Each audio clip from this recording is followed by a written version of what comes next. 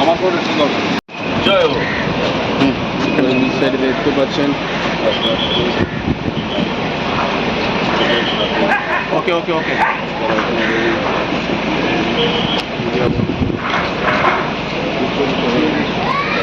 রেমাল ঝড়ের যে একটা দাপট, তার প্রভাবে ইতিমধ্যে নিজে আপনি পরিদর্শন এলেন। জেলা প্রশাসন তরফে কী ধরনের উদ্যোগ নেওয়া হয়েছে? আমাদের জেলা প্রশাসন এবং পূর্ব মেদিনীপুর জেলার ত্রিস্তর পঞ্চায়েত ব্যবস্থার জনপ্রতিনিধিরা সকলেই ঐক্যবদ্ধভাবে এই রিমেলের মোকাবেলায় মাননীয় মুখ্যমন্ত্রী মমতা বন্দ্যোপাধ্যায়ের নির্দেশে এবং ঐকান্তিক প্রচেষ্টায় ঐক্যবদ্ধভাবে মাঠে নেমেছে।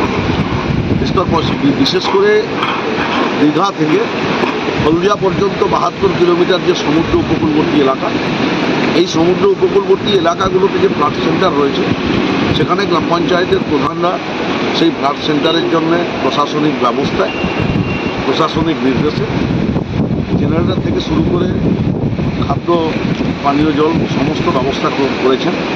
কাঁচা বাড়ি থেকে লোকগুলোকে সরিয়ে এনে সেই ফ্লাড সেন্টারগুলোতে রাখা, সমস্ত ধরনের পর্যাপ্ত পরিমাণে ব্যবস্থা, ডিজাস্টার ম্যানেজমেন্ট থেকে শুরু করে সমস্ত ব্যবস্থা জেলা প্রশাসন রাজ্যের নির্দেশে, সরকারের নির্দেশে গ্রহণ করেছে। নিশ্চিতভাবে আমরা এই প্রাকৃতিক দুর্যোগ এই নয়, আমরা অভ্যস্ত, আমরা সিদ্ধ, আমরা এই প্রাকৃতিক দুর্যোগ মোকাবেলার সাথে অত্যন্ত পরিচিত। এখন প্রতি বছর 2-3 বার ধরে প্রাকৃতিক দুর্যোগ সমুদ্র উপকূলবর্তী এলাকাগুলো দিয়ে যায়।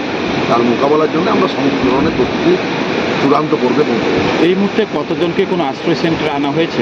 না, আশ্রয় সেন্টারে সরানোর কাজ চলছে, যেহেতু 6টা থেকে রাত্রি 9টা এই টাইমটা ক্রুশিয়াল টাইম।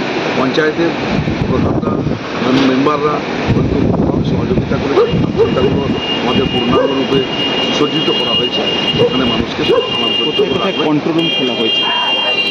আমাদের এখনো পর্যন্ত সঠিক হিসাব এসে পৌঁছায়, তবে এই সিসাইডগুলোতে যে গ্রাম পঞ্চায়েতগুলো রয়েছে, সমস্ত ফ্লাড সেন্টারগুলোতে আমাদের পর্যাপ্ত পরিমাণে ব্যবস্থা এবং সমস্ত পঞ্চায়েতে কন্ট্রোল রুম খোলা হয়েছে। যেহেতু রাতের দিকে ঝড়ের সম্ভাবনা থাকছে, গভীর রাতের দিকে, সেগুলো প্রশাসনের তরফ থেকে কি সব জায়গায় নজরদারি চালানো হবে? আজ রাতের দিকে আমাদের অশনি সংকেত বলে আবহাওয়া দপ্তরের পক্ষ থেকে রাতেই অশনি সংকেত, তার কারণে আগে থেকে তদবির করে আমরা সমস্ত ব্যবস্থা করি।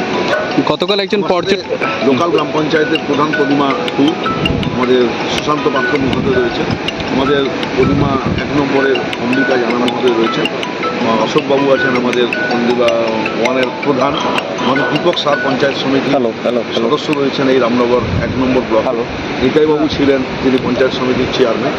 সমস্ত জনপ্রতিনিধিরা ঐক্যবদ্ধভাবে সব চেষ্টা করছেন এই সমুদ্র উপকূলবর্তী এলাকায় মানুষের যাতে কোনো ক্ষতি হয়। গতকাল দাদা একজন পর্যটক সমুদ্র স্নান করতে নেমে মারা যায়, তো আর কোনো বাড়তি নিরাপত্তা বা নির্দেশিকা কি দেওয়া হয়েছে পুলিশ প্রশাসন? হ্যাঁ, সমস্ত নির্দেশিকা দেওয়া হয়েছে। সমুদ্রের সাইডে কেউ নামবে না, বিশেষ করে সরকারি নির্দেশিকা আছে হোটেলগুলো খালি করার জন্য, কিন্তু অনেক দূর দূরান্ত থেকে পর্যটকরা এসে গেছেন।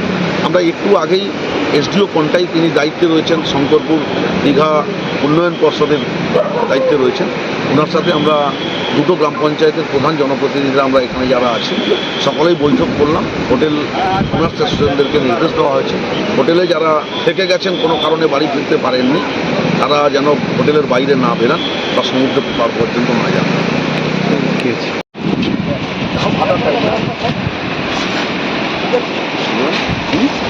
ভাটা হয়ে গেল, ভাটা আছে তাদেরকে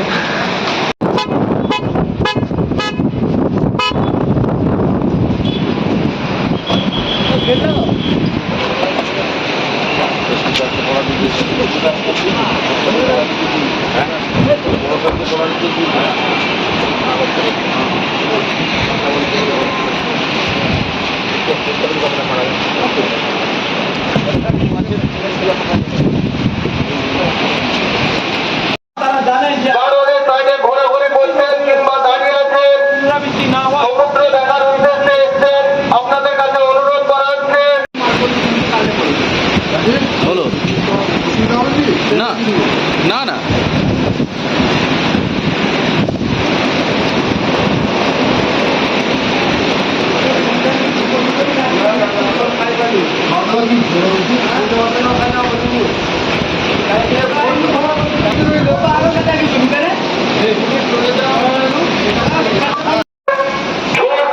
সমুদ্রে খুব উত্তাল রয়েছে। চমৎকারভাবে রোমান নামক ঝড় আসছে।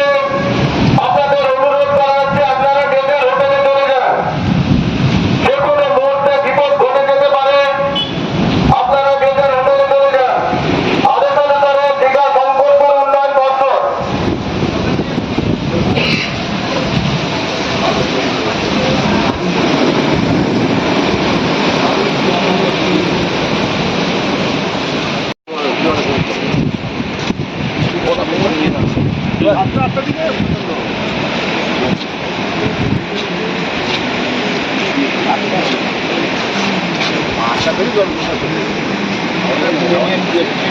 না আমার করে দরকার হ্যাঁ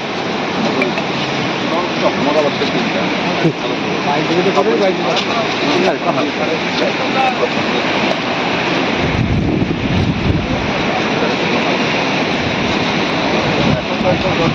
হাওড়া যাওয়া হচ্ছে তো জলটা ছেড়ে দিচ্ছে যখন আবার ঘুরছে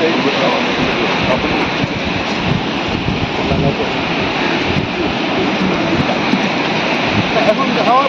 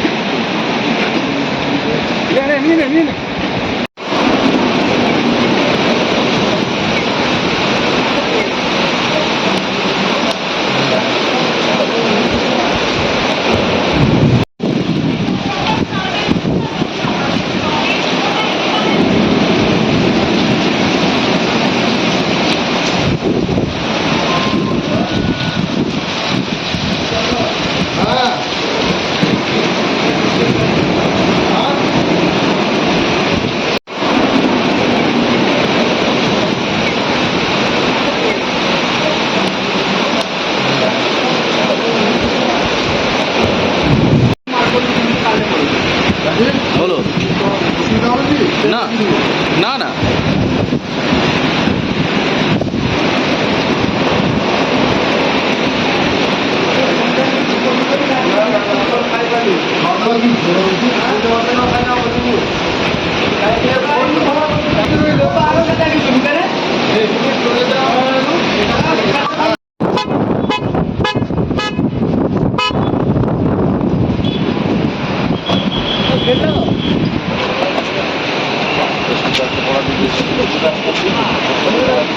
হ্যাঁ